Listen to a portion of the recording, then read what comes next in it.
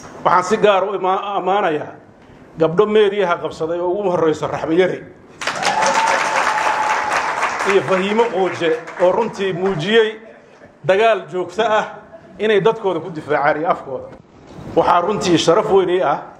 inaan halka hambalyo uga diro dadweynaha reer Laascaanood gaar ahaan jamaahiirta u istaagtay inay xaqooda ilaaliyaan oo dhowraan sharaftooda waxaan si gaar ah rabaa inaan u xuso dowrka ragga ee difaaca dagaankooda ka sokow gabdhaha iyo meediyaha garab istaagay magaalada Laascaanood runtii daraawiishtu waxay mudan tahay ammaan maanta waxaan si gaar u amaanayaa gabdho meediyaha qabsaday oo ugu horeysa raxmayari iyo fahiimo qooje oo runtii muujiyay dagaal joogto ah inay dadkooda ku difaacaan afkooda kabtan ayuubi inta la halmaasha waxaan se oran lahaa dhalinyarada meediyaha ka hadasha xoogaa asbuubtana ha ku daran meelaha qaarkood dadku waa ahel la kala tagi mayo laakiin haddii la isku xadgudbo in la iska dhiciyo waa waajib bay la tahay جوائرتي عبد الكريم محمد موسى لهذا مدحونا بدلان دني وسو دhoweynaa hadal ku yiri soo ambar aanu gobolka soo ka hadlayna jawaairtii oo soo dhoweynaa harti oo dhan waxaan leenahay waa guul rajayna hadii la yiraahdo guul badan rajayna hadii la yiraahdo daayo way magaalada waa aad u rabtay wadanku waa kala degan yahay boolisku waa shaqeynaya ciidamada socod oo shaqeynayaan wixii nabadgelyo xumo wada waa la qabanaya dawladdu waa shaqeynaysaa hadii la yiraahdo السلام عليكم ورحمة الله وبركاته. أنا مقعد محمد إبراهيم عن سود ويننا رحمينها سعيد عبد الله الدني حاول كوكها لميك دويدة كسب حي سود ويننا كلا كمان رياها هفتي إنه يبين هلا هفتي ودن كلا ريم من أنا ويه هلا هفتي ودن سود ويننا يجنا وهذا نوع عادي أمني جلوس صحيح هاي بوليس كي واحد بوكش غينا يام سعيد عبد الله الدني نوع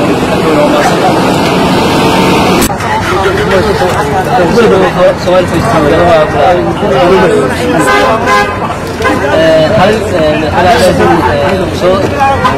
شيء تتابعين يا زمان في السياسي في ذاك اليوم؟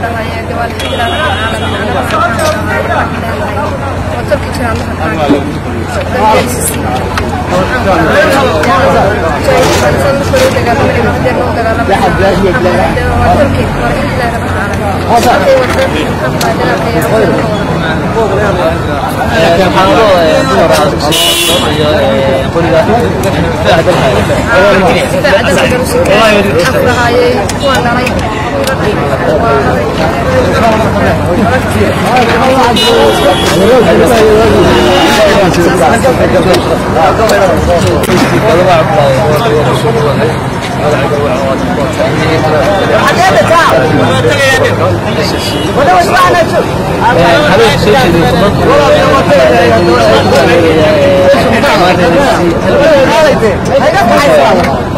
على جوال العالم وتركي كلام خير الله سيدي جزاك الله خير فورا حالها markii hore dadka ilaahay baa mahad leh intiisa garbar labaad baan iyo halkan way baa jirtaan waa iska ku qabsiyo dalkiina ku qabtay taas waa ka talabaad markii hore iyo hadda way soo dhawaa maanta kale waxay noola mid tahay maanta dalka ingiriiska iyo عامة انت يا ريكو جعل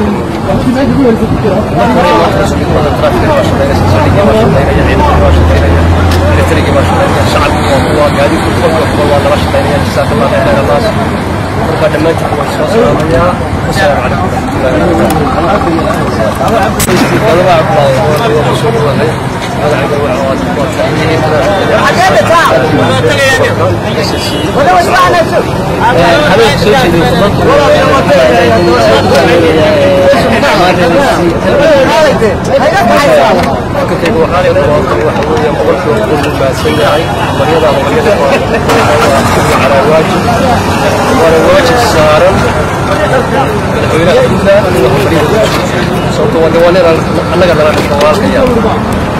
خير الله سيدي جزاك الله خير فورا حالها markii hore horta ilaahay baa mahad leh weligiisii garbar labaad baan yeelay cilmiga qofka boqolkiiba halkan weyn baa jirtaan oo iska ku qabsiyo dalkiina ku qabta taas waa ka labaad markii hore iyo ma hadda way soo dhawaa maanta kale waxay noola mid tahay maanta dalka ingiriiska iyo عام انت يا رجل تعلم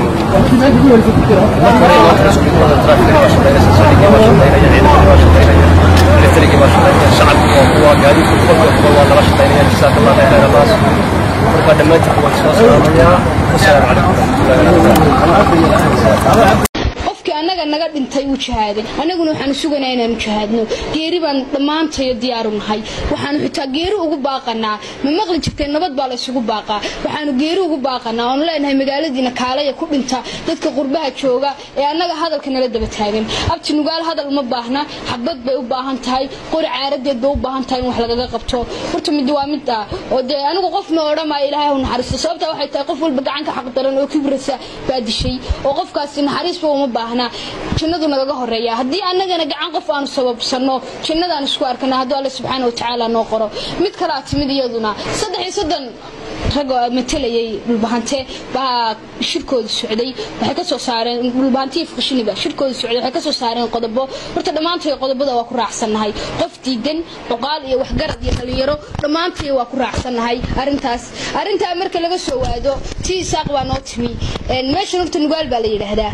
nin saaq amarkiisa kama shaqeynayso mid kale xitaa nin saaq u shaqeeya oo dhulbahanta tan amarkiisa kama shaqeynayo annaga waxa xalaal noo ah dhiiga ninka dhulbahanta ee shaarka Soomaaliland intuu soo xidho doonaya inuu wax yeeleeyo ubadka dhulbahante awlaada dhulbahante iyo dumarka dhulbahantaba waa nin xiniyo la hidee nin xiniyo la hum doonan lahaa la ascaanood waxa ku dhintaa waa dhalinyaro يرج عيال يريرة يدمر هذا معانك حنيله شارك دونه ينو شار انتو حبلوا البانته وحيله يو هذا البرحد هايسكينو ولا ساركيا غير يلن ميسد marka gacanka ninka dhulbaanta aad sababsatid reer yeelan meysid aftiqaa qor caaradad batan laga talinaya annaga dumara de waxna xakameyn karaa ma jiro adeer caaw hadan anigu shaar surwaal xidho qor caaradad nugaal ku joogi waayo cidna iguma haynayso nugaal aniga iga idila hadlay nugaal qor caaradad ba ku joogaya qofka dumarka ee joogta nugaal ee ku hadhay ee xitaa aan qaxini xiniyaha kuwa la jooga bay ku joogaysaa adeertan xiniyaha ka talinaya ninka isaaqna waxaan leenahay labadaba sakiin baan kaaga jarnaa xitaa maqas ku quuri mayno hadaad isku daydid inaad soo gashid wax oo ka sokeeyo ilaa caynabo inaan aragaaga ku aragno markaan inta hadalka ku soo koobo markaan halka hadalka ku soo koobno waxaan leeyahay anagu birta aan degno meesha ugu shishaysa waa la yaqaan oo beer baa la yiraahdaa beer wixii ka sokeeyo hadii nin dhulbaahanta aan ahayn aan ku aragno waa wallahi billahi tullahi wa qawle waa wallahi anaga gacanteedu sababsanaya adeer geeri baan diyaar u nahay de welcome to geeri baaba leenahay nin naag dhulbaanta hadaan ahay anigu waxaan ku faraxsanahay inaan dhinto oo waliba jihaad u dhinto hadalkayga waxaan ku soo koobayaa intaas